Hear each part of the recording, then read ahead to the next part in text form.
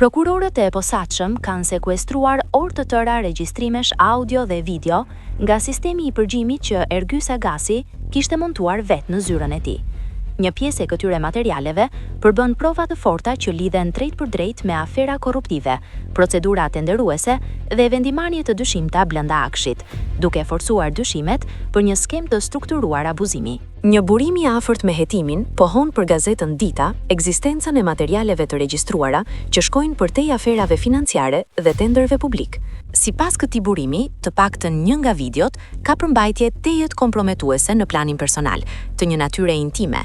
Bëhet fjalë për regjistrim që nuk ka lidhje direkte me interesin publik, por që për nga ndjeshmëria personale krijon potencial të lartë presioni mbi individ me shumë pushtet. Nëse provohet ekzistenca e këtij materiali, kjo do ta bëjë këtë histori edhe më vulgare, por edhe shumë më të rëndë politikisht.